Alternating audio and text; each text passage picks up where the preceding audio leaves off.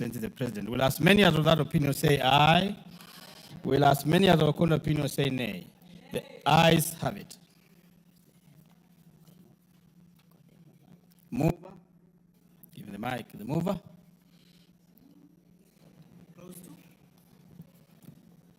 We've not dealt with clause 2.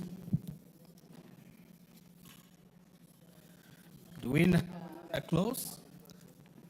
We start with the clause. I think we should move to clause 2 now. Clause 2. No, because that is the order with which they appear on definitions.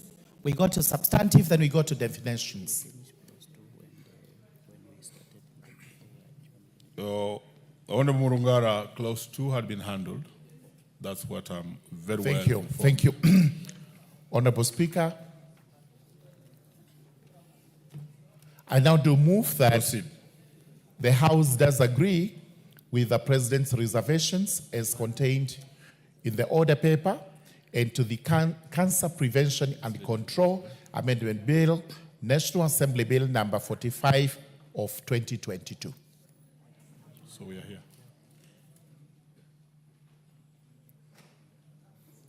And I do ask Honorable Chair for administration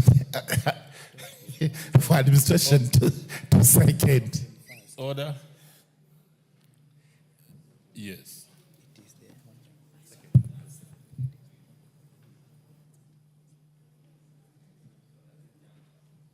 Is the Honorable Naomi Wako in the house? Proceed to report.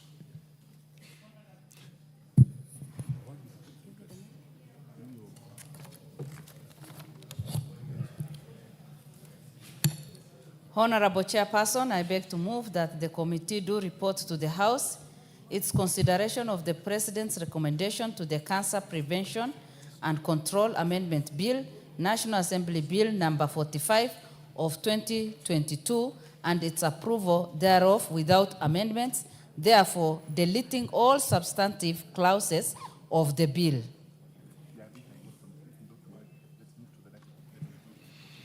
Honorable members, now put the question, which is that the committee do report to the House its consideration of the President's recommendations to the Cancer Prevention and Control Amendment Bill, National Assembly Bill number 45 of 2022, and its approval thereof without amendments, therefore deleting all substantive clauses of the bill.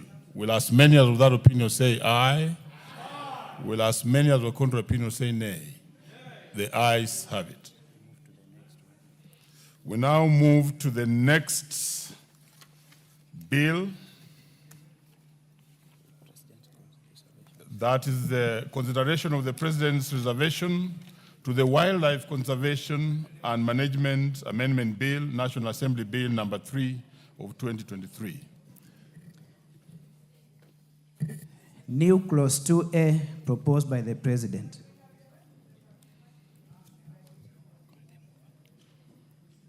Mover.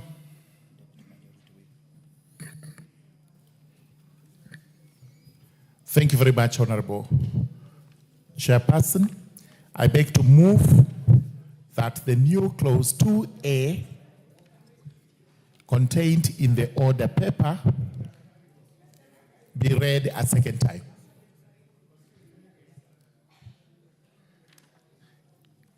Very well, let me ask. Yes, because it's a new clause altogether. Order, let me ask Honorable Murungara and Honorable Naomi Wako to come to approach the table.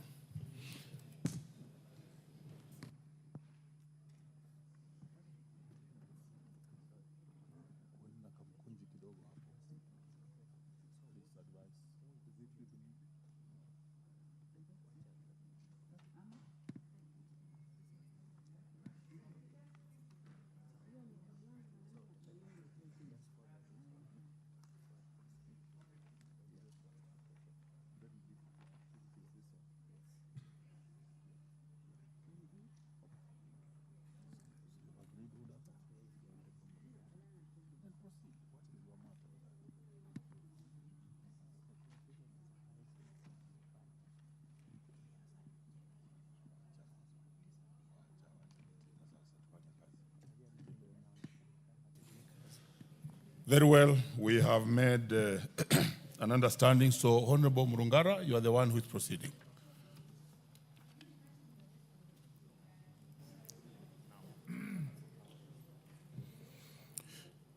Honorable Chair, I beg to move that the new clause 2A, as proposed by His Excellency the President, be now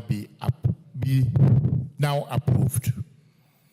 And the justification is that clause 2 of the bill proposes to amend Part A of the third schedule to the Wildlife Conservation and Management Act by inserting the words shark, stonefish, whale, and stingray immediately after the word buffalo, as a species of wildlife for which, if they cause death or injury to any person, compensation may be paid to that person under Section 25(1) of the Wildlife Conservation and Management Act. Considerations arising from the proposed amendment include the inclusion of marine life under Part A of the third schedule to the Act, introducing new complexities in the verification of claims arising from death or injury occasioned by the marine life, owing to the inherent difficulty in preserving and securing the locus quo of such incidents. That's why we now propose the amendments that the composition of the County Wildlife Conservation and Compensation Committee, as established pursuant to Section 18 of the Act, is not sufficiently constituted to address claims arising from marine-related incidents by reason of the absence of specialized institutional representation and technical expertise in marine matters. It is therefore necessary to review and appropriately augment the committee's composition to enable the competent consideration, verification, and determination of such marine-related claims, and this necessitates the new clause 2A being introduced. Thank you. Honorable members, I propose the question that the new clause A, as proposed by His Excellency the President, be now approved. The Honorable Raila'S.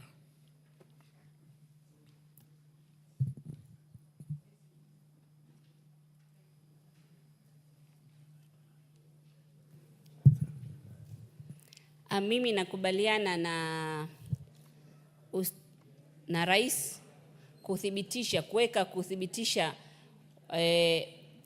wale wanaohudhuriwa kwa maji wameongezwa hapo tu katika ile committee, imeongezwa tu Coast Guard na watu wengine. Kwa hivyo mimi nakubaliana na President, ikuwe hivyo inshallah.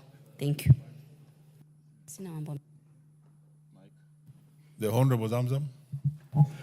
Asante sana Mheshimiwa Chair, na mimi niweze kuchukua fursa hii kwanza kumpongeza Rais kwa kukumbuka wavuvi. Mheshimiwa Chair, tumeona wengi walikuwa wakihudhuriwa na wanyama wanafidiwa, lakini wavuvi wetu ambao kwamba ndio shamba letu, bahari ndio shamba letu, walikuwa wameachwa nyuma. Kwa hiyo mimi nataka nimshukuru Rais sana kwa kuweza kukumbuka wavuvi wa pwani na sehemu zingine, akidhuruka baharini anaweza kupata ile compensation, na mimi naisupport. Asante. Honorable members, I now put the question that new clause A, as proposed by His Excellency the President, be now approved. I will take it again. I now put the question that new clause 2A, as proposed by His Excellency the President, be now approved. Will as many as of that opinion say aye? Will as many of the contrary opinion say nay? The ayes have it. Mover.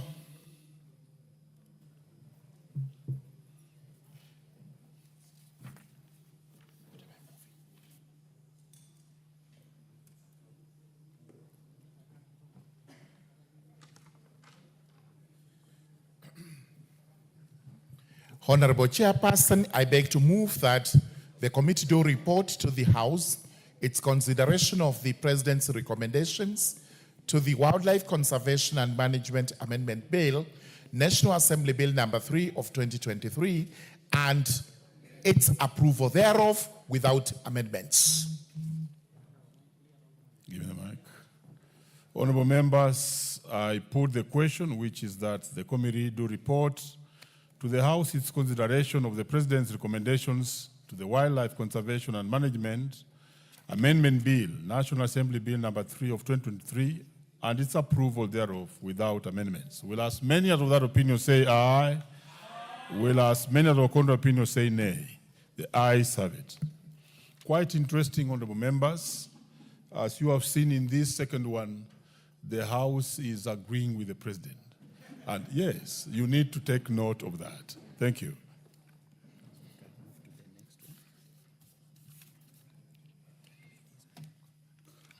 Honorable members, we now move to the National Police Commission Amendment Bill, National Assembly Bill number 23 of 2024. But before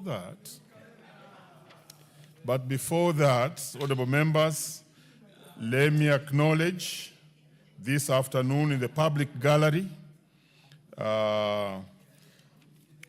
Ololulunga Boys School from Narok constituency, Narok County. On behalf of the substantive speaker, myself, and this House, we want to welcome you to this House. And let me allow the honorable member from Narok, if she's in the House, to welcome the boys. Please give honorable member the microphone. There's a microphone on your left. Thank you, Honorable Speaker. Honorable Chair, may I take this opportunity to welcome the students from Ololunga Secondary School, Narok County, to this House where we make laws. Mheshimiwa Speaker, in this place, when these students come, they learn a lot because they are the future leaders. And this is the time they get to know how laws are made and where their leaders sit. Honorable Speaker, I welcome them, plus other students from the entire country. Mheshimiwa Speaker, Ololunga Secondary School is a school from Narok South, and the students are doing very well. They make us proud as their leaders. You are welcome, and discipline is the key to being in this place. Thank you, Mheshimiwa Speaker. Very well, honorable members. We go back to the National Police Service Commission Amendment Bill, National Assembly Bill number 23 of 2024. And I have a letter from the Honorable Masara mandating the Honorable Samuel Atandi to execute the same on his behalf. Honorable member, what is the problem? Narok. But we had already executed that. But given that you are already on your feet, I give you 1 minute. Please give the honorable member 1 minute. Thank you, Chair, for giving me this opportunity to welcome Ololunga Secondary School from my constituency of Narok South to the premises of Parliament. Ololunga Secondary School is one of our top schools in the county and top performance in the academics life. The future leaders and the potential members of Parliament who are likely to come to this House in future and maybe to occupy very big offices. And I also like to extend my welcome to other schools which are seated in the gallery. And thank you, Chair. Thank you. So we go back to business. Clause 3.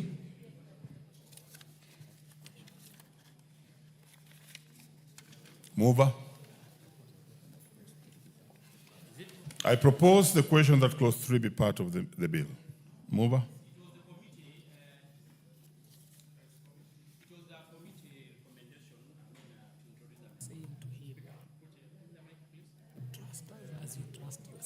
Order, honorable member. I propose the question that clause 3 be part of the bill. Mover, are you the one who is dealing with this? Proceed. Give him the microphone. Thank you, Chair. The amendments are committee amendments, so I'm rightfully the one who's supposed to move. So, Honorable Chair, Clause 3, I propose that Clause 3 Clause 3 should be considered as containing the order paper, and the justification, Speaker, Honorable Chair, is a single unit established by the Commission dedicated to the mental well-being of the police officers will provide better coordination, and there is also need to ensure services offered by the psychosocial unit are reasonably accessible to all parts of the country so far as it's possible and required by the Article 6.3 of the Constitution. And the inclusion of the members of the service, as opposed to just police officers, will also cater for the civilian members of the service who are crucial to the work of the police. Equally, Chair, the amendment will ensure that, of course, also that there will be provision for clarity by providing for devolution of psychosocial units in our new subsection. Very well. I now propose the question that Clause 3 be amended as proposed by the mover. Yes, Honorable Undo. Chair, I want to commend the committee chair for that timely amendment. To be honest, Chair, our police officers and the members in the discipline forces seem to be going through a lot. And a lot seems to be going through them as well, Honorable Speaker, Chair. And I think if we have those units at the very lowest level, and probably could also, as a matter of operational procedures, even the county headquarters should find the mechanisms of developing this to divisional headquarters so that we have easy access to such services to enable us to deal with mental health issues among our disciplined forces. Thank you, Honorable Chair. The Honorable Atandi. Honorable Chair, I rise to agree with the amendments that have been proposed by the committee on behalf of the Honorable Peter Masara. Thank you. Honorable members, I now put the question that Clause 3 be amended as proposed. Will as many as of that opinion say aye? Aye. Will as many as of contrary opinion say nay? The ayes have it. I now put the question that Clause 3 as amended be part of the bill. Will as many as of that opinion say aye? Will as many as of contrary opinion say nay? The ayes have it. Clause 4. I propose the question that Clause 4 be part of the bill. Chair.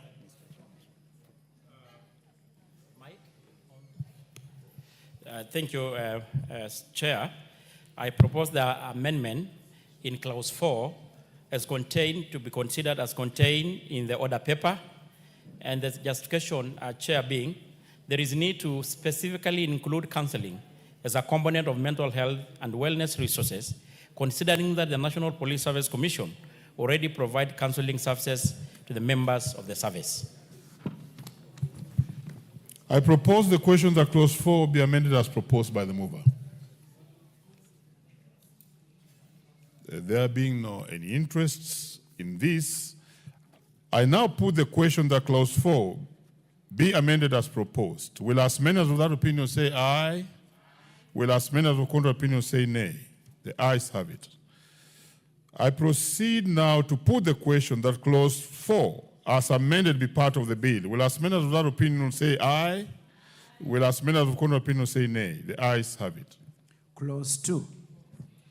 I propose the question that Clause 2 be part of the bill. Chair. Thank you, Chair. I propose the amendment contained on behalf of the committee contained in Clause 2 be part of the bill. And justification, Chair, being this was meant to align the definition of terms psychosocial support with the definition provided by the United Nations Interagency Standing Committee, and it is clearer and less technical. I propose the question that Clause 2 be amended as proposed by the Chair. I proceed to put the question that clause 2 be amended as proposed. Will as many as of that opinion say aye? Will as many as of contrary opinion say nay? The ayes have it. I now put the question that clause 2 as amended be part of the bill. Will as many as of that opinion say aye? Will as many as of contrary opinion say nay? The ayes have it. Title. I propose the question that the title be the title of the bill.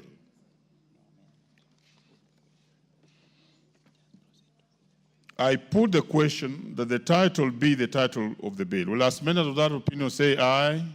Will as many of contrary opinion say nay? The ayes have it. Clause 1. I propose the question that clause 1 be part of the bill. There's no amendment. I proceed to put the question that clause 1 be part of the bill. Will as many of that opinion say aye? Will as many of the contrary opinion say nay? The ayes have it.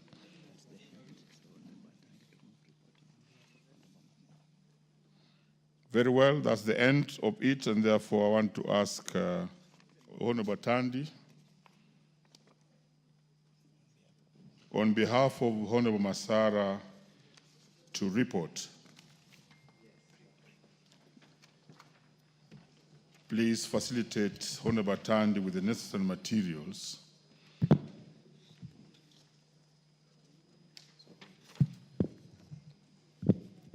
Honorable Chairperson, I beg to move that the committee do report to the House its consideration of the National Police Service Commission Amendment Bill, National Assembly Bill number 23 of 2024, and its approval thereof with amendments. Honorable members, I put the question, which is that the committee do report to the House its consideration of the National Police Service Commission Amendment Bill, National Assembly Bill number 23 of 2024, and its approval thereof with amendments. Will as many of that opinion say aye? Will as many of the contrary opinion say nay? The ayes have it. Now, honorable members, we are moving to the very last one. This is the Computer Misuse, Cyber Crimes Amendment Bill, National Assembly Bill, number 41 of 2024.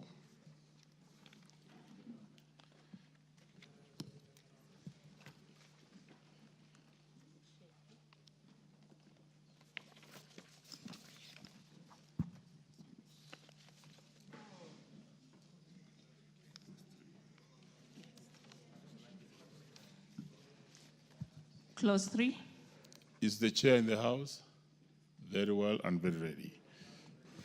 Actually, I'd like to start by clause 2. I'd like to prosecute clause 2. Yes. So, Honorable Order. Chair.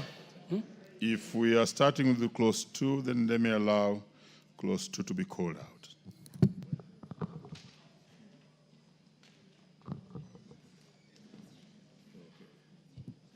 Honorable Chair, we shall consider clause 2 at the very end, but please approach the table so that we are just in tandem with what we are doing.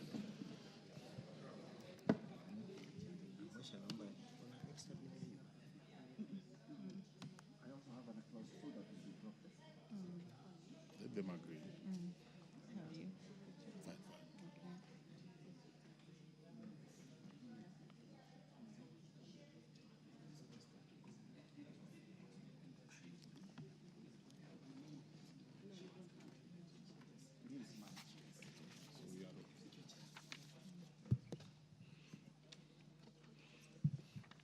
Very well, we shall begin all over again, so we may go.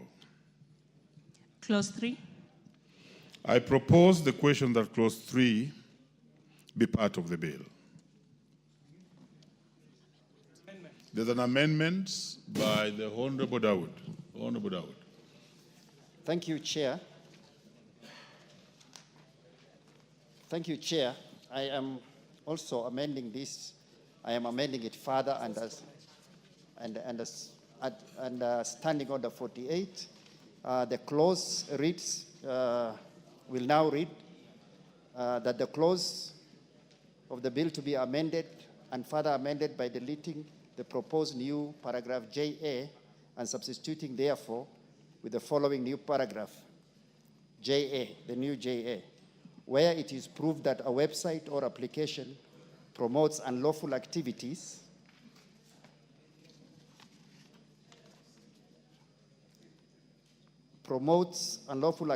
activities, inappropriate sexual content of a minor, terrorism or religious extremism and cultism, issue a directive to render the website or application inaccessible.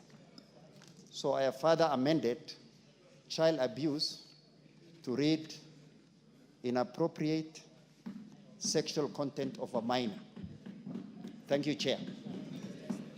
Do you have any justification for that? Yes. It's tidying up the clause, and it is also in a state of child abuse because I wanted to introduce the sexual content of a minor because child abuse is also dealt with under the Children's Act, so it's not only child abuse. Very well. I propose the question that clause 3 be amended as proposed by the Honorable Dawood. Okay, we'll give the substantive chair later, so hold your horses. Let me go to Honorable Oundo. Chair, when the committee of when we were doing the second reading, we cautioned, and I cautioned my good friend Aden, that he is preparing a rope that will hang him very soon, sooner than later, by including the word terrorism. Because we already have an Anti-Terrorism Act, now bringing terrorism here, he is creating a rope, and it will hang him very soon. Because, Honorable Speaker, any issue... Order, Honorable Oundo. You can still address your issue without threatening Honorable Dawood. Okay, fine. Noted. What is your point of order, Honorable Kaluma? Honorable Speaker, listening to the Honorable Dr. Wilberforce, is he suggesting by any chance that Honorable Dawood is a terrorist? Yeah. Okay. If he's doing so, he has to withdraw. You can't finish without clarifying that. Honorable Kaluma had already cautioned Honorable Oundo. Oundo, you may proceed. Thank you, Honorable Speaker. In view of what has happened in the recent past, where even boys who threw a simple stone have been charged under the Terrorism Act, it therefore means, if the amendment passes as it is, it means that even on your phone, if they suspect that you participated in a demonstration, or you took photos in a demonstration and shared, then they have the right to actually render it inaccessible and make it unusable. It might look harmless, but to be honest, it has got far much-reaching repercussions, and we will regret as a country, not so far from today. Thank you. Very well, Honorable. Yes, Chair, thank you so much. I want to tell Honorable Daudi, when you talk of child abuse, it encompasses all forms of abuse, starting from physical abuse, psychosocial abuse, emotional abuse, as well as sexual and neglect. So if you focus on sexual alone, then you are leaving no other forms of abuse. And that's why I oppose the change, as instead we are supposed to retain what is already existing there. Thank you, Chair. Very well. The Honorable John Kiari. Honorable Chair, I thank you. And this committee stands to support the amendment that has been brought by the Honorable Aden Dawood, and for good reason. On the issue that is being raised by Honorable Oundo, it is to understand that in this new world, there are so many laws that shall be affected by the advancements in the emerging technologies that are not covered in substantive laws elsewhere. And so what we are doing is to make sure that we are treating the maladies that already exist, and we are seeing the effect of these maladies, because we do not legislate in vain, Mr. Chairman. And so this committee stands to support the amendment that has been brought here by Honorable Aden, and it was prosecuted at length. The matters you're hearing being brought up, Chairman, were prosecuted at the committee, and it was agreed that this is the way to go in light of the search and spin we did around all the other laws, and we saw what was missing, and that is what we seek to put in this clause 3. And so, Honorable Chair, the committee does support the amendment to amend clause 3 as was presented by Honorable Aden. Thank you very much, Chair. I think we have received enough of the few comments that we should receive. I proceed to put the question. I now put the question that clause 3 be amended as proposed by the Honorable Dawood. Will as many as of that opinion say aye? Aye. Will as many as of that opinion say nay? The ayes have it. I now put the question that clause 3 as amended be part of the bill. Will as many as of that opinion say aye? Aye. Will as many as of that opinion say nay? The ayes have it. Clause 4. I propose the question that clause 4 be part of the bill. No amendments.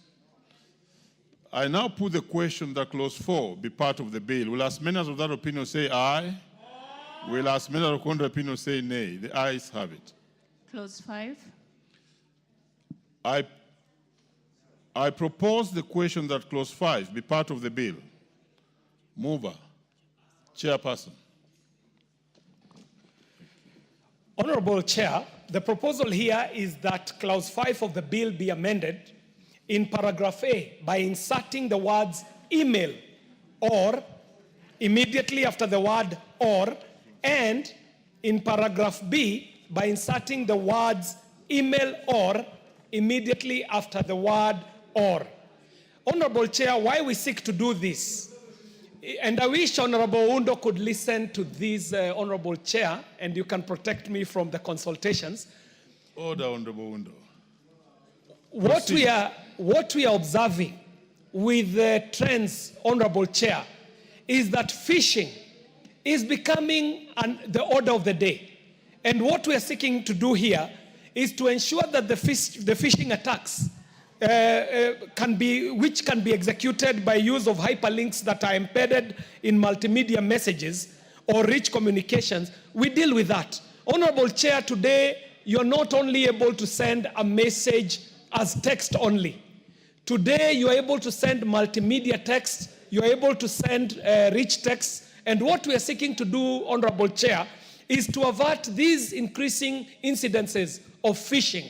And so, Honorable Chair, I do propose that clause 5 be amended as appears on the order paper. I propose the question that clause 5 be amended as proposed by the chair. Yes, the Honorable Zamzam. Mheshimiwa Chair, kama alivyosema Mheshimiwa Kiare, ni kweli sio email peke yake ambayo yatumika sasa. Mtandao umepanuka na mtu aweza kutuma message kubwa kubwa na ikaweza kuaffect watu. Kwa hivyo Mheshimiwa Chair, na mimi naweza kusupporti, na usisumbuliwe Daudi, uko sawa kabisa. Siku hizi tuko terrorize ina definition yake tofauti. Kwa hiyo hata hiyo ambayo umesema iko tick kabisa. Asante sana Mheshimiwa Chair. Honorable members, I now put the question that clause 5 be amended as proposed by the chair. Will as many as of that opinion say aye? Aye. Will as many as of that opinion say nay? The ayes have it. I now put the question that clause 5 as amended be part of the bill. Will as many as of that opinion say aye? Aye. Will as many as of that opinion say nay? The ayes have it. Clause 6. I propose the question that clause 6 be part of the bill. Chair.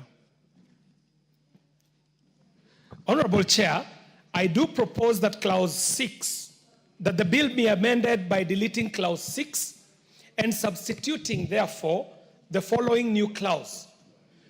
That clause 6 now should be reading that the principal act is amended by inserting the following new section immediately after section 46. Where a person has been convicted of an offense related to the promotion of unlawful activities, inappropriate sexual content of a minor, terrorism or religious extremism and cultism, and the person was using a computer system, website or digital device in contravention of this act, the court may, A, order the person to remove the content or materials from the computer system, website or digital device, order the person to close or deactivate the computer system, website, or digital device. Or C, make such orders as the court may deem appropriate. Section 2, notwithstanding subsection 1, where an authorized person believes that a computer system, website, or digital device is being used to promote unlawful activities, inappropriate sexual content of a minor, terrorism, or religious extremism and culticism, the authorized person may apply to court for 1, an order for removal of the content or materials from the computer system, website, or digital device, an order for closure or deactivation of the computer system, website, or digital device, or such orders as may be necessary. Honorable Chair, every member will agree with us that these should actually have existed in the Mother Act when it was written. The incidences of inappropriate sexual content, unlawful activities, sexual content of a minor, terrorism or religious extremism and culticism has been perpetuated using devices, using computers, using websites, and using other platforms, including social media platforms. So what we are doing, Honorable Chair, is to fortify this very important law, the Computer Misuse and Cyber Act, Cybercrimes Bill, so that we bring it to the times that we are in and to make it fit for purpose, not only for now, but into the future. And also to protect citizens, including members of parliament and other people who are in other offices, who have become subjects of attack using these devices in the manner that I described. I thank you, Honorable Chair, and we shall be saving a lot of agony to the people that we represent by just making this amendment. Honorable Chair, I do move. The Honorable Daud had... okay. But let's prosecute this one first. So you will hold your horses, Honorable Daud. I propose the question that clause 5 be amended as proposed by the chair. I take it again. I now propose the question that clause 6 be amended as proposed by the chair. Yes, I hear yes, the Honorable Lachi. Thank you, Chair. I know I've been trying. I really wanted clause 3, but it is part of the same. And I want to first support and just say, remember there was a time we had so many complaints. And when you look at our PR that has come from the EU, you realize we are facing a lot of child abuse in terms of sexual and pornography. And so this comes in now to cure that challenge that they have been telling us that we have. So I want to thank the chair to tell him. The other thing is this issue of somebody just picking your words and then just taking your photo without even saying the words you've been saying and just put other words on your photo. I'm hoping this will cure that also. So, Mr. Chair, we just want to say there are a lot that needs to be fed into this, and then we need to bring out the meaningful so that even when somebody knows what we are saying, does not just look at the word, but must get the meaning of what we mean with these words. Thank you, Chair. Yes, the Chair for Agriculture. Honorable Chair, I stand to support this particular amendment. Honorable Chair, if there is anything that this law will do to us as a people is protect our dignity. Because many times, members of parliaments, executives in this country, and other very innocent Kenyans are attacked in the social media. In most cases, they have absolutely no dealing with whatever is presented. And if this particular amendment gives us that cushion, it will protect many people in this country. Honorable Chair, I support. The Honorable Zamzam. Asante sana Mheshimiwa Spika, na mimi nataka kuunga mkono kipengee hichi Mheshimiwa Spika, kwa sababu utapata mtandao watu wamekuwa wakitumia vibaya atachukua picha ya Mama Zamzam na maandishi yake ama yale maneno ambayo niliyazungumza, anayapunguza kisha anaweza kuinterpret vingine tofauti ili kuweza kunidhuru Mheshimiwa Spika. Na mimi nataka hii iende kwa wale ambao wanatumia mitandao. Wajue leo tunatunga sheria, watu wengi wameenda wamejiua, wamejifanya vibaya kwa sababu mtu kuchukua advantage na kuweza kupost vitu ambavyo haviko sawa Mheshimiwa Spika. Kwa hiyo mimi na support na unga mkono, na wajue sasa sheria imetoka. Kila mtu afanye adabu yake kwenye mtandao. Asante sana Mheshimiwa Spika.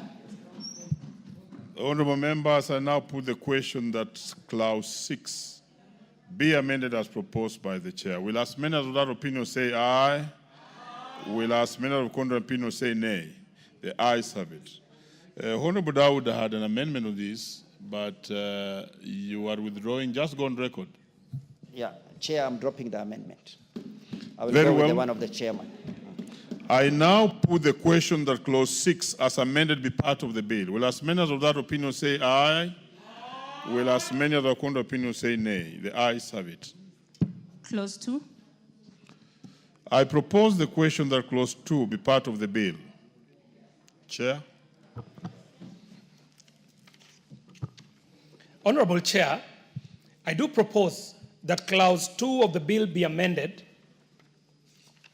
A, in paragraph A, by deleting the word or appearing immediately after the word device, and B, in paragraph B, by inserting the word password immediately after the word address in the definition of the term identity theft, deleting of the definition of the term SIM card, and inserting the following new definitions in their proper alphabetical sequence. Computer misuse refers to the unauthorized use, modification, or access to a computer system, program, or data. And cybercrime refers to an offense committed through the use of information and communication technology to target networks, systems, data, websites, or technology, or to facilitate a crime. And Honorable Chair, these definitions are important. You're realizing that this space is ever evolving, and legislation has to catch up with all the developments in this space, the emerging technology space. And so the word or appearing immediately after the word device in the definition of access changes the meaning of the clause, since the purpose of using a device is actually to gain access to a program or data. Secondly, the inclusion of the word password in the definition of identity theft is necessary, Honorable Chair, as a password is considered a personal data that is linked to an identifiable person, and since it is used to access a person's personal account or information. And this does speak, again, Honorable Chair, to what we were working on phishing, because phishing seeks to steal your identity, your information, your personal data. And so the word password is one such personal data. Finally, the deletion of the word SIM card is necessary. When the committee went through the bill, we found out that the word will not be used in the bill and act after deletion of the proposed clause 6 of the bill, which seeks to introduce a new section 42A on an unauthorized SIM card swap. So, Honorable Chair, these are straightforward because they're just definitions, and I pray the House would agree with me. Finally, Honorable Chair, while I still have the floor, let me use this very premium stage to appeal to our colleagues who are keen to see us tidy up this space, especially in the judiciary, that this piece of legislation is a critical piece of legislation, the Computer Misuse and Cybercrime Law. Honorable Chair, when we formulated this law in 2019, we ran into a lot of troubles with our courts, Mr. Chairman.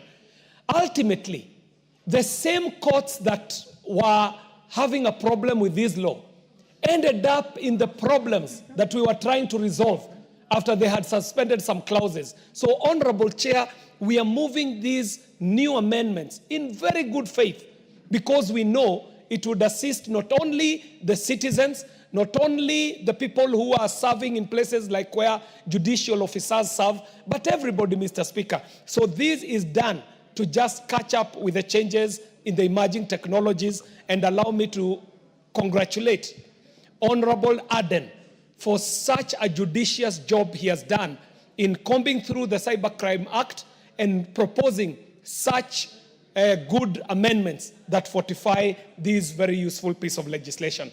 I thank you, Honorable Chair. I propose the question that clause 2 be amended as proposed by the chair. Yes, the Honorable Zamzam. Asante sana Mheshimiwa Spika, na mimi pia niweze kuunga mkono especially clause 6 ambayo hapa kuna mambo ya swim swap. Mheshimiwa Spika, kuna watu hata wamepelekwa katika vituo vya polisi. Honorable Zamzam. Mheshimiwa Spika. Order, Honorable Zamzam. We are on clause 2. We are in clause 2. Very well. Proceed on clause 2. Okay. Mheshimiwa Spika, cybercrime imekuwa ikiendelea sana katika taifa hili. Na niweze kumwambia ndugu yangu Daudi na Kiare, kama kuna kitu kizuri mmefanyia wananchi wa Kenya ni kuleta huu mswada wa kuweza kuweka marekebisho katika matumizi mabaya ya mtandao. Mheshimiwa Chair, Wakenya wengi wanahangaika na mambo haya. Mtu hata akienda kushtaki anaambiwa hakuna sheria ambayo imetimilizika kuweza kuwachukulia hatua. Kwa hiyo hino sheria clause 2, mimi nataka nikupongeze sana Kiare na ndugu yangu Daudi. Hii itaweza kuweka Kenya inyoroshwe, manake watu walitumia ile freedom of speech, mtu kuweza kumtatiza mwananchi mwenzake vile anavyotaka, kumwekea mambo ambayo hana, wengine wanachukuliwa uchi wanekwa kwenye mtandao, waunganishwa na sura za watu wengine. Kwa hiyo Mheshimiwa Spika, hii itaweza kuiweka jamii ya Kenya straight na Kenya itaenda mbele tukiwa na heshima. Mheshimiwa Spika, asante sana. Asante sana, Honorable Undo. Chair, while it's laudable for these amendments, but I think we are being overreactionary. And as I've always told the young people, if you don't have thick skins, if you don't have enough shock absorbers, if you don't have a big heart, then don't join public service. Don't join public space. Because whichever way, you'll be ridiculed, either in person, in social media, all over. It's normal life. It's normal life for a particular politician or a person in public space. But I totally agree, there must be some kind of decorum, some kind of respect. We must put some bit of manners in criticism, in challenges. But we should not be too restrictive. Don't fear, Zamzam. If they show your beautiful face, we allow. Don't punish it to small boys and girls. Thank you, Honorable Chair. May we hear from Honorable Achi? Thank you, Chair. Chair, while I listen to Prof, I want to allow the Chair and to tell you, you realize the challenges we are going to go through because of our visas. And one of the things that is going to hurt Kenya, as much as we are laughing, and this is going to cure, because what all embassies are doing, Chair, is to stay with your passport. I even know a member of parliament who is here, the passport has been 1 month. They're just looking at it, looking at all your social media. So we have to bring in caution for our children who would wish to go for studies abroad, but they might find no space to go because of what they don't know. And number 2, Chair, what I want our Chair to think through, even as we go through this, that if I have the first SIM card that you know is for Beatrice Elachi, the second SIM card must be of Beatrice Elachi. The third, you don't need that SIM card, because 2 SIM cards are enough. And if you're really a serious person, you need 3, 4 SIM cards, then you pay for it. But you must be the person who is owning that SIM card. Thank you, Chair. There was another interest, or it died out? Okay. Mzee wa Kazi, Honorable. Mr. Speaker, civility in the management of our public affairs is not a sign of cowardice. I want to commend the chair of ICT committee and my colleague, the Honorable Aden, for thinking out of the box. Because the reason why the people of Kenya have decided for now for us to be their leaders is to provide guidance, to provide leadership without fear, without favor, and without abrogating their rights. The reason why they are, today you can do anything. Issues that even threaten our sovereignty, our security, the very fabric of our society. And yet, we want to remain an independent, sovereign republic, Mr. Speaker. Mr. Speaker, this is not punitive. This is just guidance. You have been told, follow the procedures. You have been told, respect the due process. You have been told, don't be too abusive. And there's nothing better than we can do as the legislative arm of the Republic of Kenya. And therefore, I want to commend you for doing this. And my only solace to those who will be using this, hoping that the president is going to assent to this, you are being guided positively because, you see, there are certain things that you must do at certain stage actually in your life. When you are a young person, there are certain things that you must always be concerned with. But a time will come when retrospectively you will say, I wish I was told.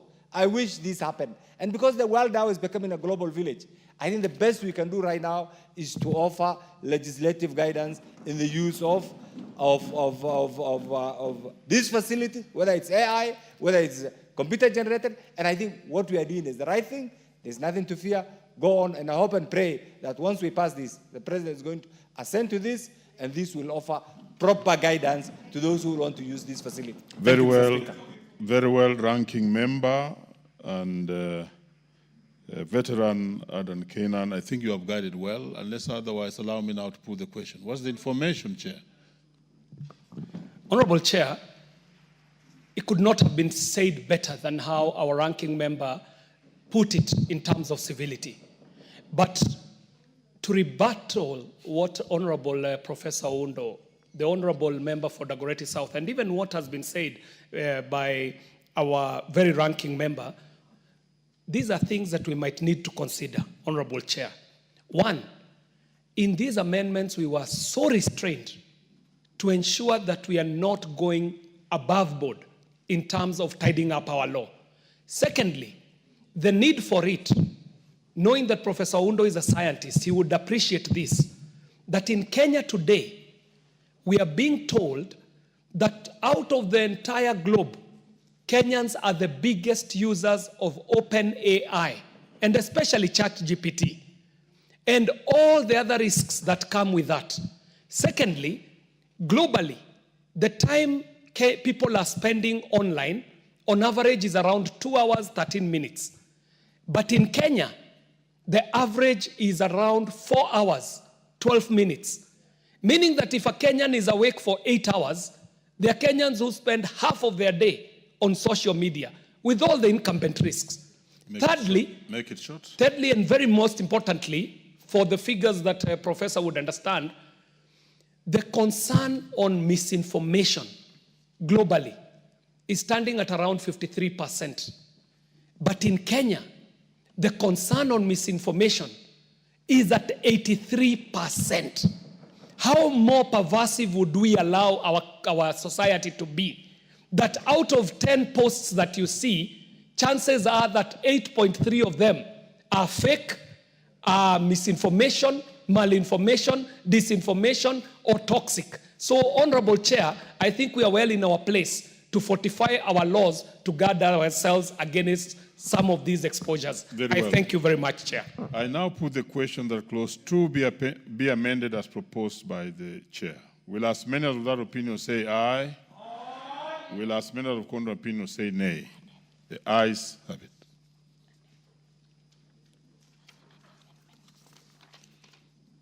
We have another amendment by Honorable Aden? Yes, he wants back, but it's something that I will drop also.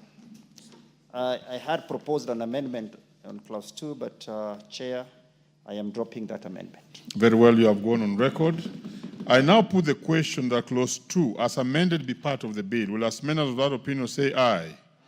Aye. Will as many of the contrary opinion say nay? The ayes have it. Title.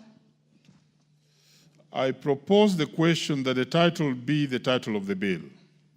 I now put the question that the title be the title of the bill. Will as many of that opinion say aye? Aye. Will as many of the contrary opinion say nay? The ayes have it.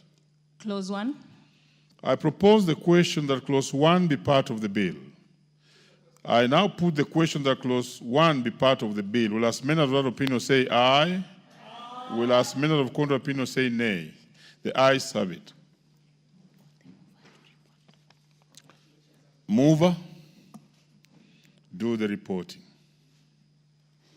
Honorable Chairman, I beg to move that the committee do report to the House its consideration of the Computer Misuse and Cybercrime Amendment Bill, National Assembly Bill number 41 of 2024, and its approval thereof with amendments. Honorable members, I now put the question, which is that the committee do report to the House its consideration of the Computer Misuse and Cybercrime Amendment Bill, National Assembly Bill number 41 of 2024, and its approval thereof with amendments. Will as many as of that opinion say aye? Aye. Will as many of contrary opinion say nay? The ayes have it. Very well, we are done. Honorable members, Mr. Speaker.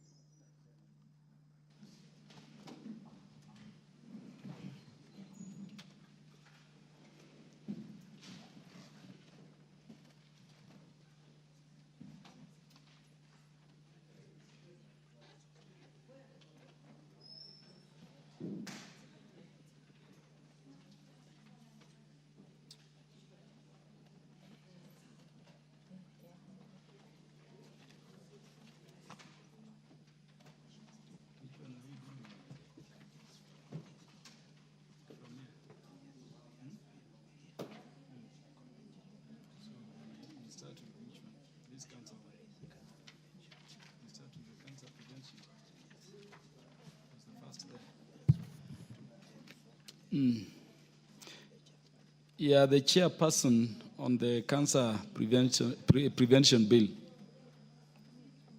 Chairperson to report to the House.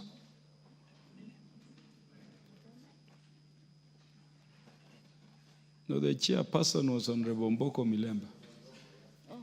Oh, sorry.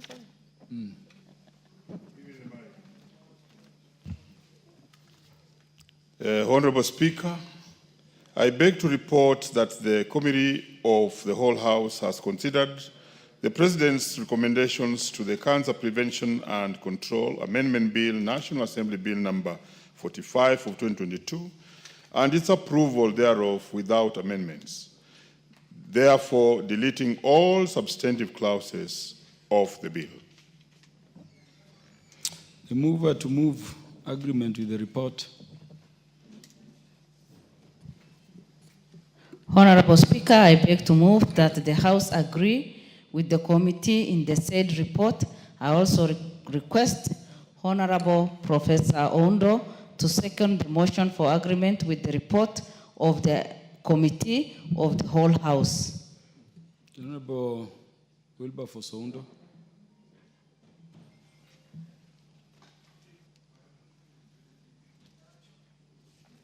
Thank you, Honorable Speaker. I second. Honorable members, I propose the question, which is that the House do agree with the committee in the said report. In the mood of the House that I put the question. Honorable members, I now put the question, which is that the House do agree with the committee in the said report. As many as are of that opinion say aye. As many as are of the contrary opinion say nay. The ayes have it.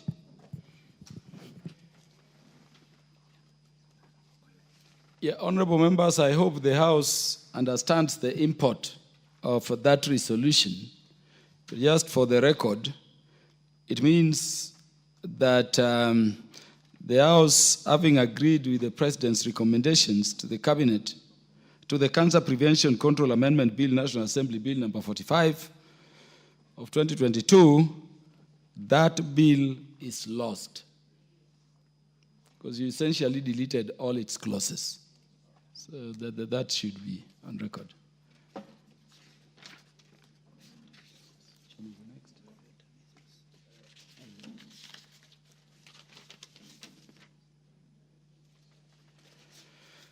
Yeah, the chairperson to report to the House with regard to the computer misuse bill.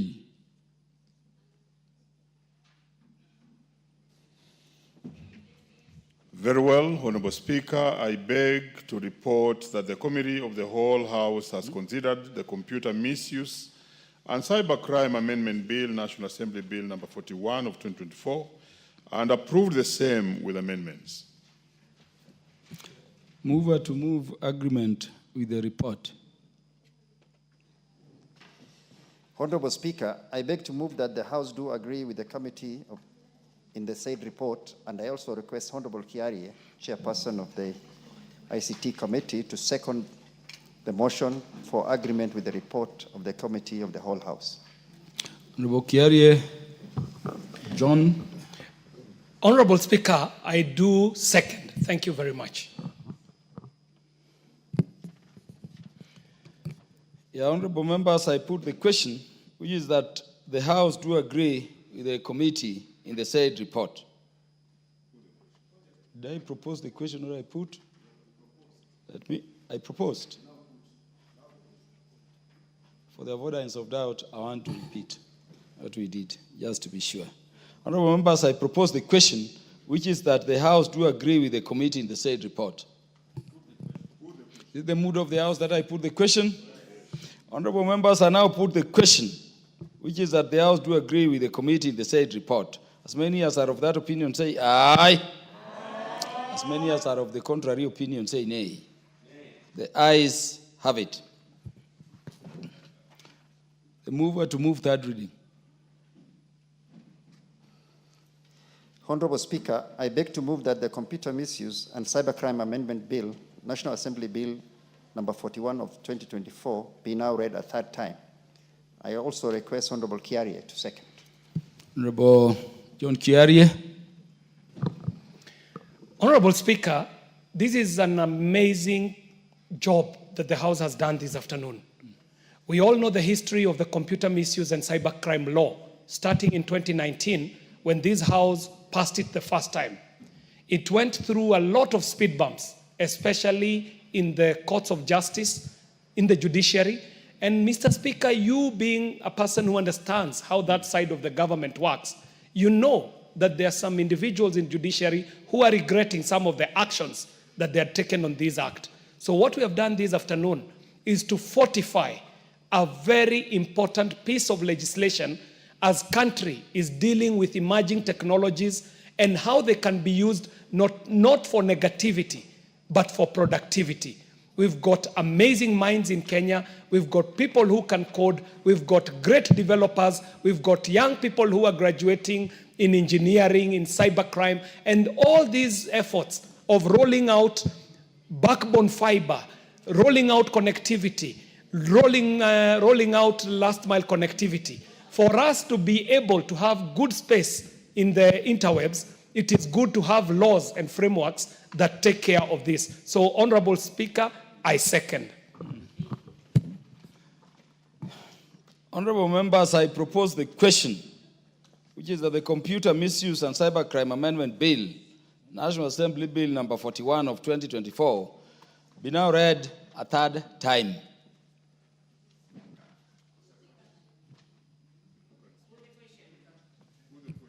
The Honorable Zamzam.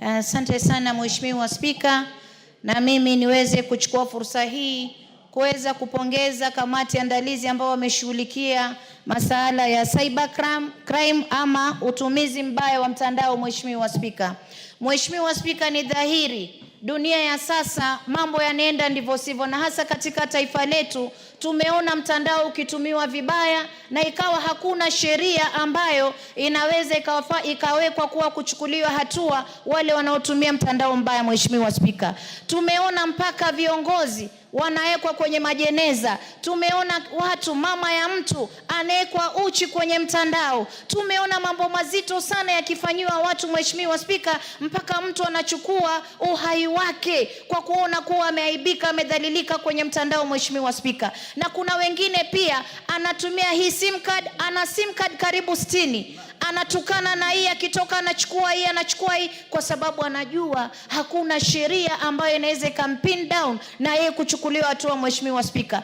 taifa la Kenya lazima liongozwe kwenye mazingira ambayo mtu ndiyo ana haki ya kutoa ile mazungumzo yake ama freedom of speech, Mheshimiwa Spika, lakini asiitumie vibaya kumdhalilisha Mkenya mwenzake. Na Mheshimiwa Spika, mimi kama mama Mombasa, mimi nataka kusema kuwa napongeza sana kwa sababu watu wengi sana wamedhalilika. Sisi wenyewe hata wabunge tunatukanwa usiku na mchana.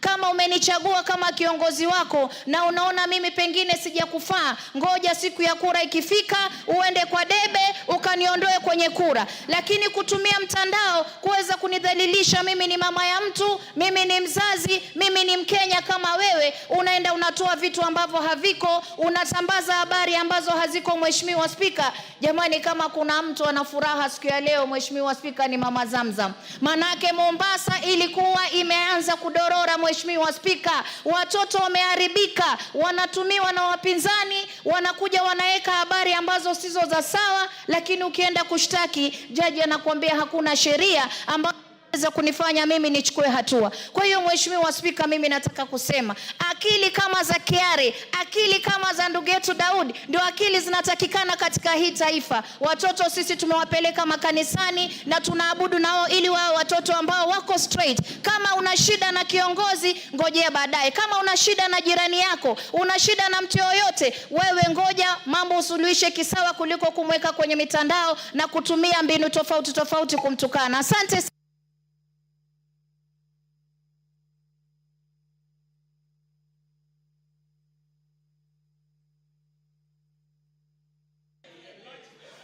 The Honorable Beatrice Elachi is recognized. Yes, it's third reading. Thank you, Mr. Speaker. Mr. Speaker, we are all here saying we put the question. But today I want to thank my chair, Kiari, and Dawood. Mr. Speaker, you realize what we have gone through. You know, sometimes we do it, but we forget the effects that this thing has had.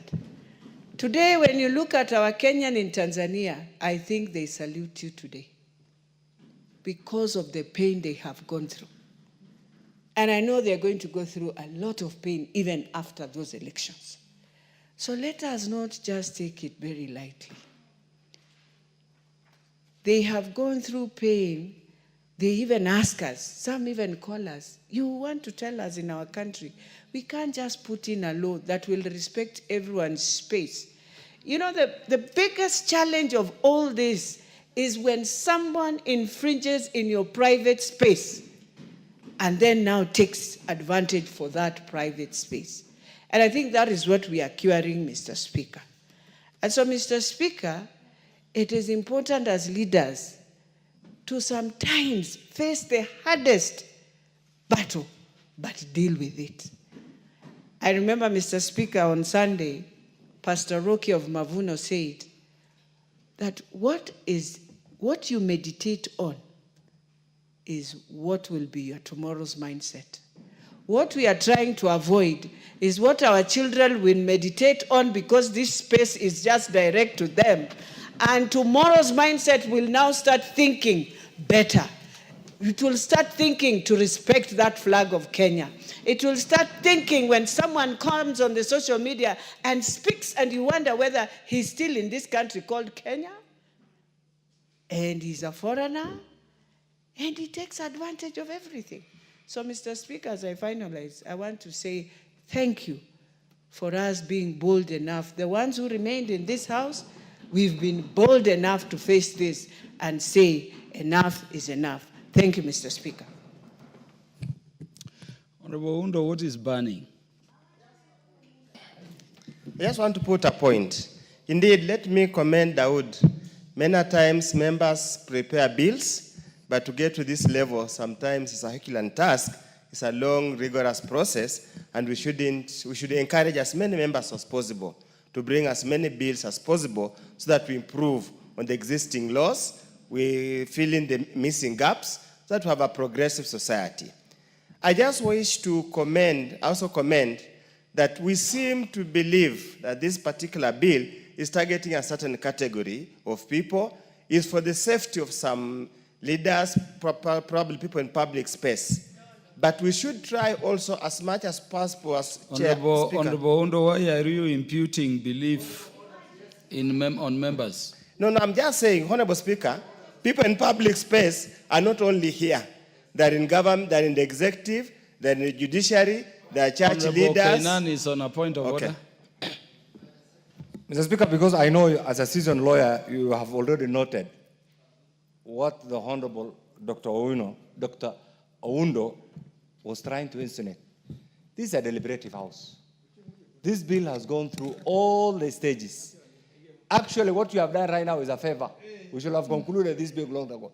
Towards the tail end, casting aspersions on the integrity, the mindset of all the members who have participated in this bill in all the stages, in my opinion, is not acceptable. Will I be right, Mr. Speaker, to ask the Honorable Dr. Oundo to apologize, to withdraw, apologize, because we are not here to waste our time.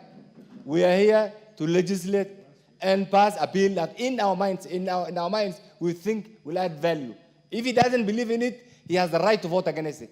If he doesn't believe in it, he has had all the time actually to participate in the debate. But towards the tail end, casting aspersion, and for those of us who are here, for those of us who are participating in this bill, is unacceptable. Can he withdraw, apologize, so that we can move to the next stage? Honorable Oundo, you will withdraw the part of your contribution which imputes a belief only known to yourself among members. Thank you, Honorable Speaker. On that account... In law, we say, not even the devil may know what is in a man's mind. Thank you. The devil that doesn't come across my mind. In respect to what probably members think I imputed the wrong motive, it was never my intention, and I will withdraw. I will withdraw that particular aspect. But I just want to put it very clear that everybody in this country is obliged to lead and live a very straight life. We must, as a community, not castigate, not criminalize objective criticism, objective comments, or creativity.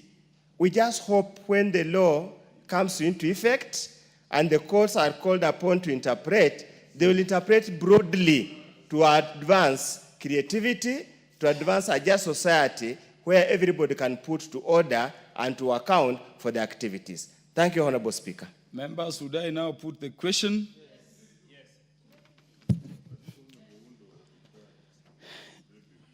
No, Honorable Mboko Milemba, the question will be put while you are silent. Honorable members have confirmed the House as the requisite quorum for purposes of making a decision. And I therefore put the question, which is that the Computer Misuse and Cybercrime Amendment Bill, National Assembly Bill number 41 of 2024, be now read a third time. As many as are of that opinion say aye. As many as are of the contrary opinion say nay. The ayes have it. A bill for an act of parliament to amend the Computer Misuse and Cybercrimes Act, Cap 79C, and for connected purposes.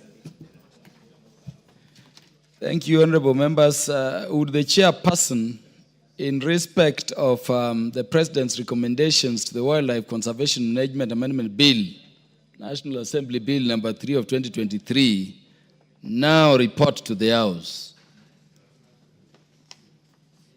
Very well, Honorable Speaker. I beg to report that the Committee of the Whole House has considered the President's recommendations to the Wildlife Conservation and Management Amendment Bill, National Assembly Bill number 3 of 2023, and its approval thereof without amendments. The mover to move agreement with the report. Honorable Speaker, I beg to move that the House do agree with the committee in the said report. I also request Honorable Zamzam to second the motion for agreement with the report of the Committee of the Whole House. Mheshimiwa Spika, na mimi naunga mkono committee at the whole house kupitisha marekebisho ya mswada huu. Asante sana Mheshimiwa Spika. Honorable members, I propose the question, which is that the House do agree with the committee in the said report.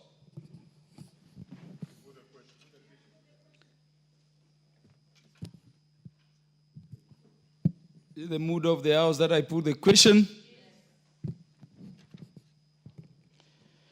Honorable members, I now proceed to put the question, which is that the House do agree with the committee in the said report. Will as many as are of that opinion say aye? Will as many as are of the contrary opinion say nay?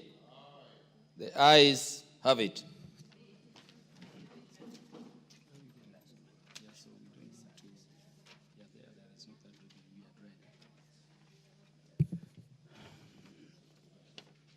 The chairperson in the matter of the National Police Service Commission Amendment Bill, National Assembly Bill number 23 of 2024, to report to the House.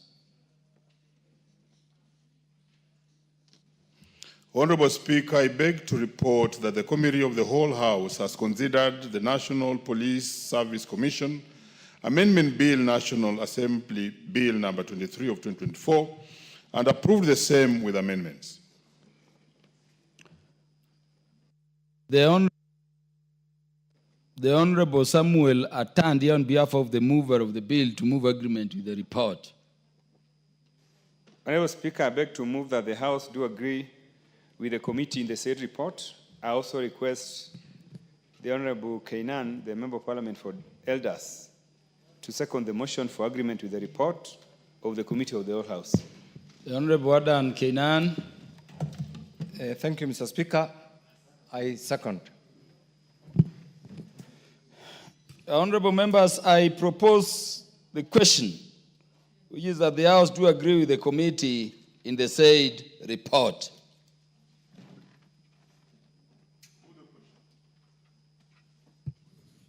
The Honorable Joseph Dena wants to speak to this.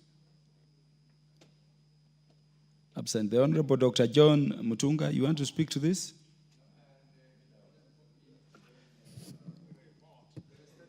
Is it therefore the mood of the House that I put the question? Honorable members, I put the question, which is that the House do agree with the committee in the said report. As many as are of that opinion say aye. As many as are of the contrary opinion say nay. The ayes have it. The mover of the bill to move third reading. Honorable Speaker, I beg to move that the National Police Service Commission Amendment Bill, National Assembly Bill number 23 of 2024, be now read at that time. Honorable Speaker, before I request the Honorable Kenan to second, I just want to take this opportunity, Honorable Speaker, to commend Honorable Peter Masara for coming up with this very important piece of law. Honorable Speaker, the mental well-being of police officers is something which concerns all of us. And because the police officers work in very, very difficult environment, we did not have a law to ensure that we take care of their mental issues. And so, Honorable Speaker, this piece of law is really going to help. It's really going to help us, manage the mental challenges that are facing the police officers across the country. Honorable Speaker, you are aware that there are many instances where police officers have misused their weapon of trade, the gun. Sometimes they have used the guns on their bosses, or they have used the guns on innocent Kenyans. And if you check, Honorable Speaker, in most cases, there are instances of mental challenges by those officers. Honorable Speaker, this bill is giving us a framework that is going to help us identify those police officers and be able to help them manage their mental challenges. And therefore, Honorable Speaker, I want to commend Honorable Masara for this, and also commend the committee that looked at this bill. Honorable Speaker, I would like to request Honorable Kenan to second. The Honorable Adan Kenan. Thank you, Mr. Speaker. Mr. Speaker, this is a good bill. It injects professionalism, it enhances good governance and accountability within the policing sector, Mr. Speaker. Mr. Speaker, it also addresses public concern on police misconduct, corruption, and abuse of power, Mr. Speaker. Mr. Speaker, it also clarifies the National Police Service mandate in relation to other security agencies. And therefore, this is a critical bill, and therefore, I want to commend the Honorable Masara and other groups who have gone through it diligently in order to ensure that the law is applied properly, effectively, so that our police officers, in particular, the security sector is a very sensitive sector of our society, and therefore, their work, their day-to-day activities must be treated with all the professionalism it requires, and therefore, as they take care of our security, we must also take care of their welfare. And this is what a decent society expected to undertake. And therefore, I support and second this, Mr. Speaker, again.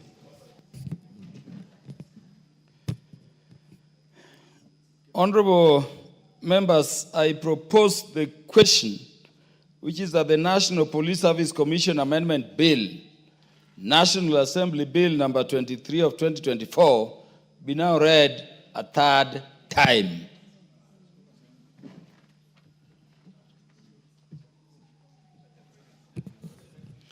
Honorable Beatrice Elachi wanted to speak to this. Is it the mood of the House that I put the question? Honorable members have confirmed the House is properly constituted for purposes of making decision.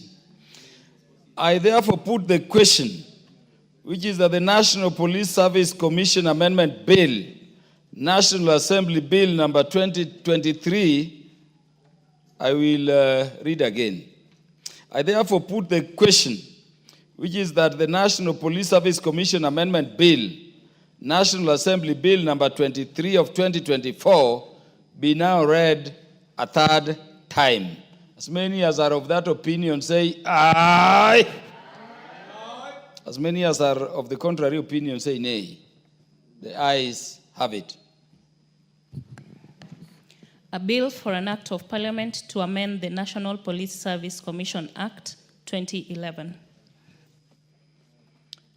Thank you very much, members, for that part of our House business today. Honorable Dr. Undo, these cybercrime issues, the day they'll come to you is the day you will appreciate what some of these legislative interventions are about.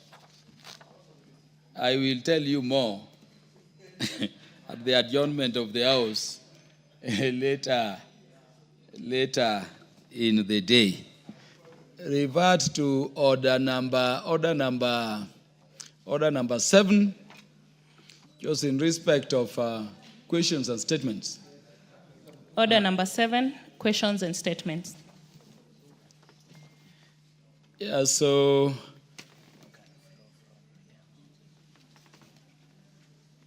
the question by Honorable Mohamed Machele, MP from Vita.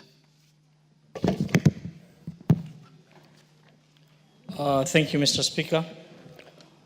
Request for a statement regarding the restoration of water supply infrastructure in Mombasa County. Honorable Speaker, pursuant to the Provisional Standing Order 44.2c, I raise to request for a statement from the Chairperson of Departmental Committee on Blue Economy, Water and Irrigation regarding the restoration of water supply infrastructure in Mombasa County. Honorable Speaker, in December 2020, the Kenya National Highway Authority and the Kenya Railway undertook the construction of modern bridge at Makupa to improve road infrastructure connectivity between Mombasa Island and the mainland. This bridge also accommodated both the old meter gauge railway line and the new standard gauge railway, SGR. During the construction, critical ductile that supply water to Mombasa Island were removed. Notably, iron ductile DN 900mm and DN 600mm were removed in 2021 and 2022 respectively in order to pave the way for construction of the new Makupa Bridge. The inordinate delay is adversely affecting residents, causing widespread public outcry on imminent sanitation risk. Honorable Speaker, it is against this background I request for a statement from the chairperson of the Department Committee on Blue Economy, Water and Irrigation on the following. 1. The status of the reinstallation of the size DN 900 mm and DN 600 mm water supply ductile that were removed during the construction of the Makupa Bridge. 2. Measures that the Ministry of Water, Sanitation and Irrigation has put in place to ensure consistent water supply to the resident and institution on Mombasa Island, pending installation of the removed water supply ductile. And 3, the step being taken by the ministry to fast-track the connection of removed water pipeline, including the timeline for completion. Thank you, Honorable Speaker.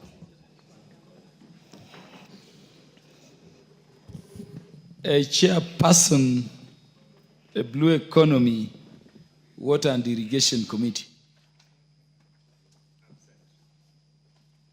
Is the vice chairperson in the House? Do we have any member of that committee in the House? And the leadership will take responsibility for the absence of the committee leaders. Yes, I do. And we will get the response in 2 weeks' time. We'll make sure that we get the response in 2 weeks' time. Honorable Machele, 2 weeks' time, you'll have the response Mr. Speaker. to your statement request. Thank you, Mr. Speaker. Thank you, satisfactory.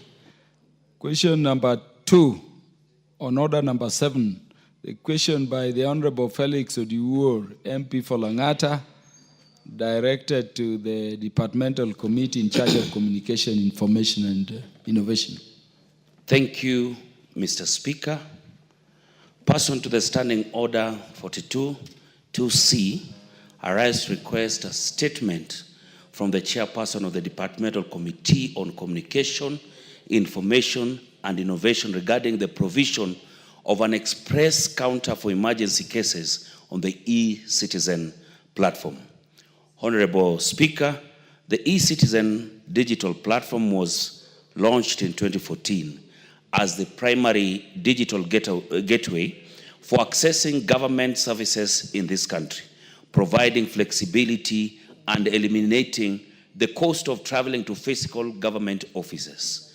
While the platform has significantly enhanced services delivery by improving efficiency and accessibility, it is concerning that individuals facing urgent and time-sensitive situations, such as those requiring emergency medical travel documents, court orders, or other critical approvals, such as those who are traveling for prayers at the Hajj, are subjected to the same standard processing timelines as regular cases.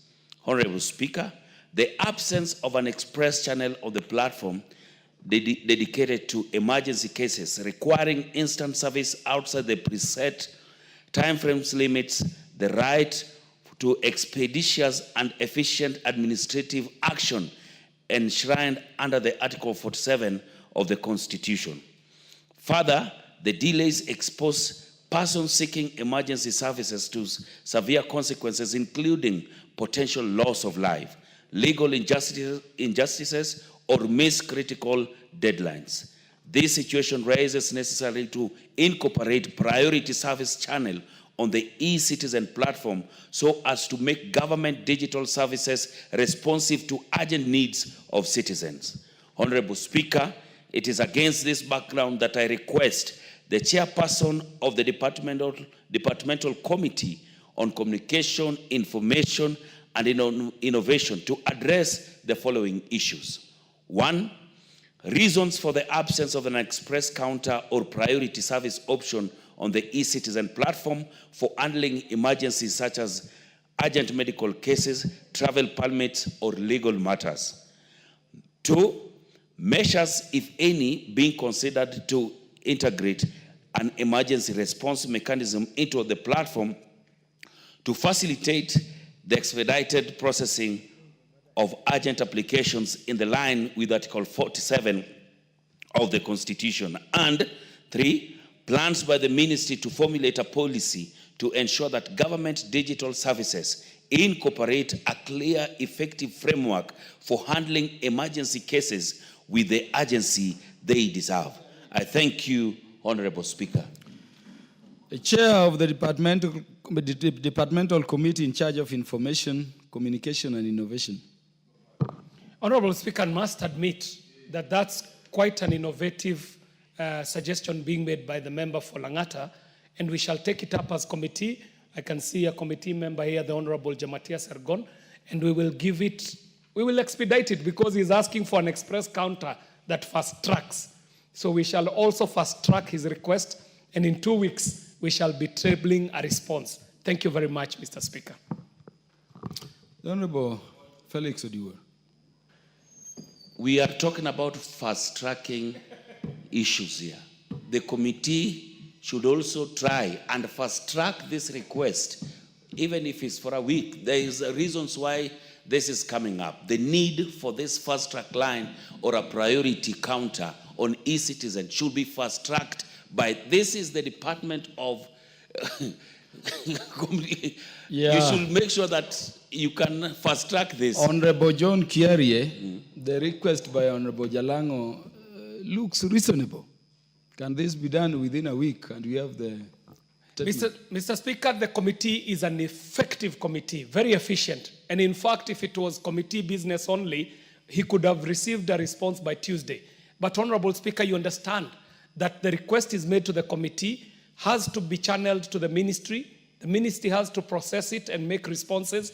And so we are accepting that it has to be fast-tracked. So the commitment we can give, Honorable Speaker, is that we will respond within 2 weeks. If we're able to respond earlier, we shall make sure that it is a fast-tracked response. I thank you, Honorable Speaker. Honorable Felix Odiwuor, within 2 weeks includes a day after today. As soon as it is ready. I know you would agree that is reasonable now.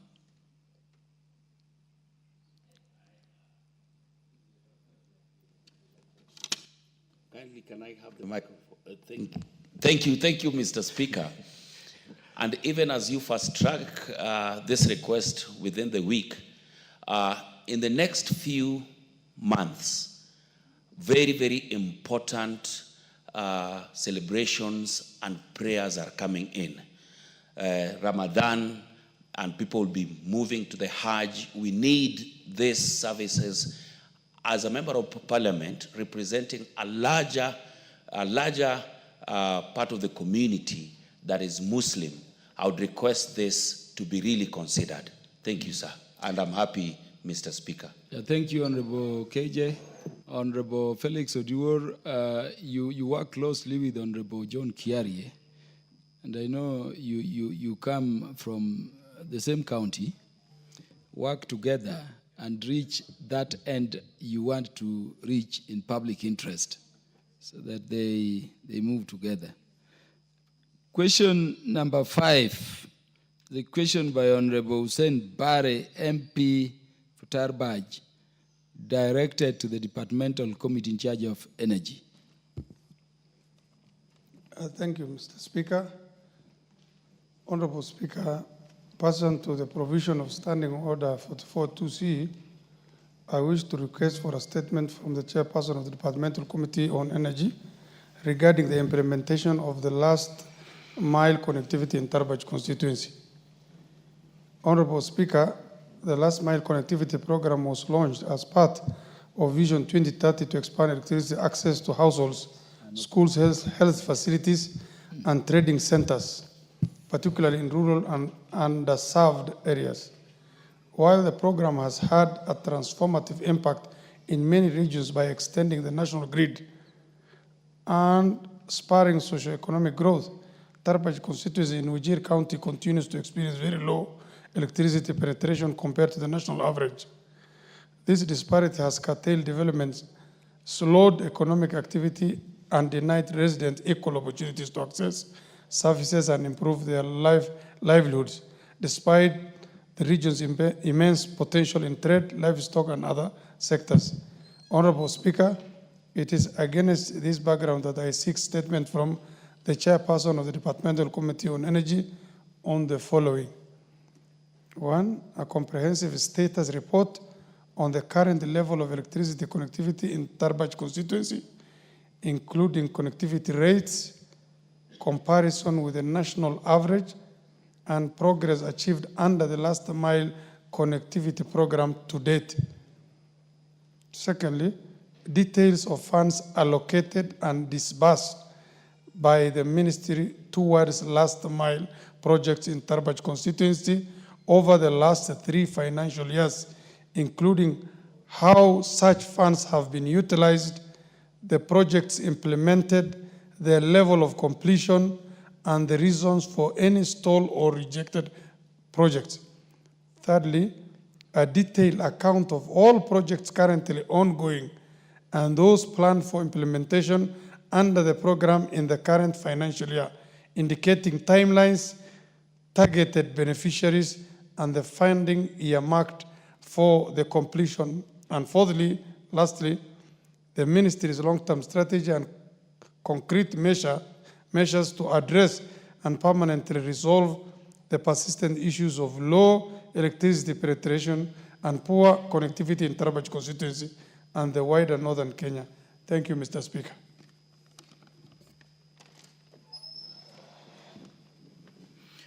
Chair, Departmental Committee, Energy, as Honorable Gikaria, MP for Nakuru Town, Vice Chair, and the leadership of the majority side will take responsibility.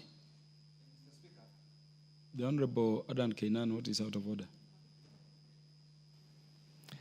Mr. Speaker, with due respect to the leadership of both sides, we have just resumed a few days ago. We have more than 50 plus chairs and vice chairs. You can see the house is almost. No chair, no vice chair. No chair, no vice chair. Except Honorable John This is unacceptable. I can see my good friend there. Mr. Speaker, this is unacceptable.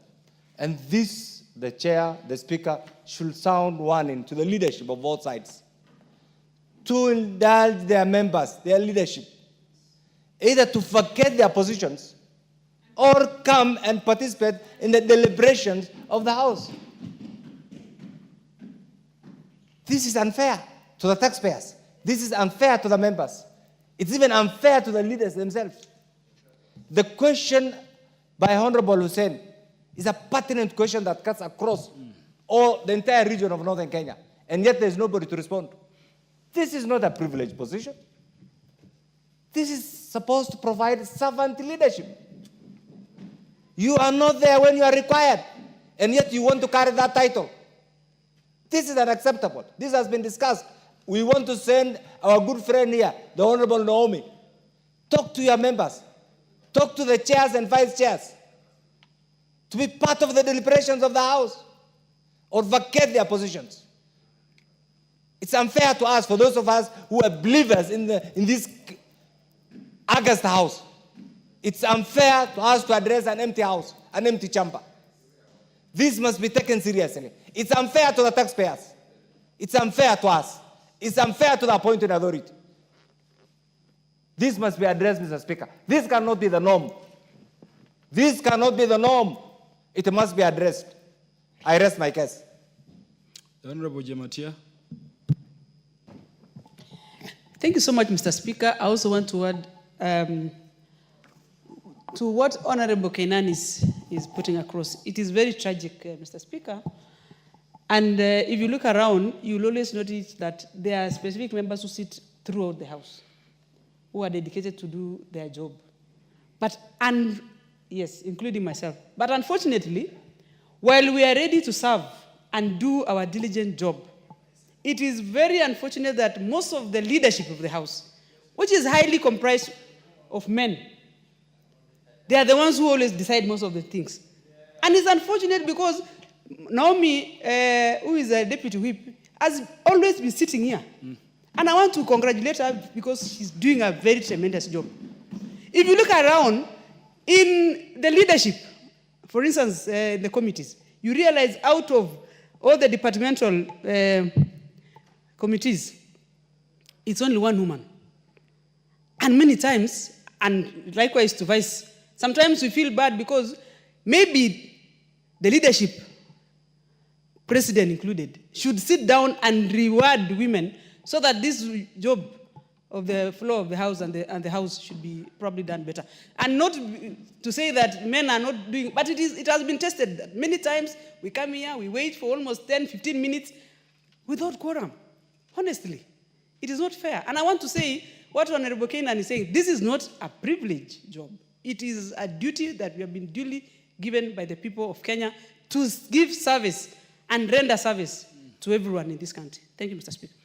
Let me allow 2 more members who always attend House proceedings to say something to this before I give my ruling. Then we proceed. The Honorable Basil.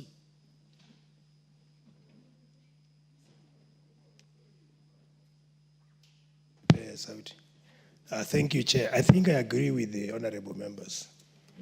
Maybe the chairs, most of them, they are maybe 3rd, 4th, or even 2nd term MPs.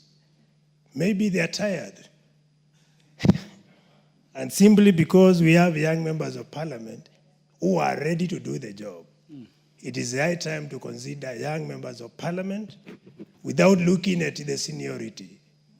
Because we have chairs who are 3rd term, 2nd term, 4th term, who are never in the house. So it is simple. It is a time to reverse the trend and give young members of parliament who are willing, who have the energy, who have the zeal to contribute. It is so tragic. Taxpayers are paying money. Parliament is always empty. This is so worrying. So, Chair, you have the duty to make a ruling so that we set a precedence for the order of this house to be restored. Thank you. Do we have any committee chair who is a first-time MP who is in the house? None is in the house. And by the way, this is the first parliament where first-time MPs have been made chairs. So even first-time MPs who are chairs are not in the house. The Honorable Caleb Amisi. Thank you, Speaker. You know, as a vice chair of an audit committee, I'm tempted to defend my colleagues in the sense that we should not offer blanket condemnation. There are chairs who have done very good. You can see the chair for agriculture is here nodding, and my vice, I'm here. I think, Speaker, this issue has been conversed before in the previous parliaments, and the Speaker, I think, made a ruling to it that in the absence of the chair, at least the vice should be there. And especially when the matters concerning that committee are before the House, like the questions in relation to that committee, the order paper comes early, and we are able to go through and they know that a question in relation to a committee is coming up. I think that's where now we call for moral responsibility, that you know the matter that is coming before the House is in respect to your committee. So just appear either the chair, in the absence of the chair, because we do agree that we are also moving towards the election, and some members are also very keen enough to return back to this parliament. So we may not just offer blanket condemnation, Mr. Speaker. There are also good vice chairs. Like me, you can see I'm here, Speaker. Lastly, Honorable Dr. Wilberforce Oundo. Thank you, Honorable Speaker. Truly speaking, sometimes it's an embarrassment to the people of Kenya. MPs are elected to represent, oversight, and legislate. Honorable Speaker, legislation happens here. Representation happens here. Oversight happens here. It baffles many of us. How can an MP fail to attend a parliament sitting in the plenary? I've never understood. I'm doing my second term, and I've been consistent enough. Probably Honorable Kainan, being the father of the house, probably one time you'll have to apply to understand why would somebody fail to attend the sitting of the house. Honorable Speaker, The failure to attend the issue of the sitting of the House has no gender dimension. As we sit here,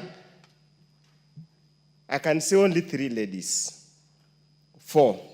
I can only see, my eyes can only show me 4 ladies. So probably if my eyes has not seen you, it is something else. So, Honorable Speaker, and yet we have very many lady MPs. So it should not be categorized as if it's a gender issue. It's a problem cutting across all over. And Honorable Speaker, we have been with you here. The last time, there was a little more vibrance in the debates, attendance of Parliament. But truly speaking, this particular term, 13th Parliament, has seen the worst attendance of plenary. That can go on record. I don't have the statistics, but ought to go on record.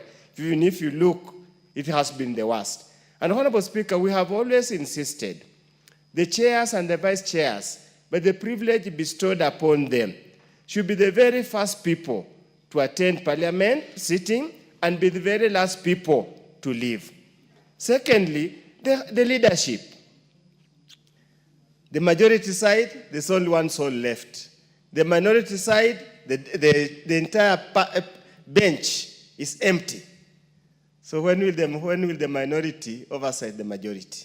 It's an issue that those who sit in House leadership, who sit in liaison committee, who are privileged to get closer to the powers that be, you need to go and discuss, apply your mind. If there are any incentives to be given to a member of Parliament to attend sitting plenary, needs to be given so. But otherwise, it's a personal responsibility to attend Parliament and represent your people. Thank you, Honorable Speaker.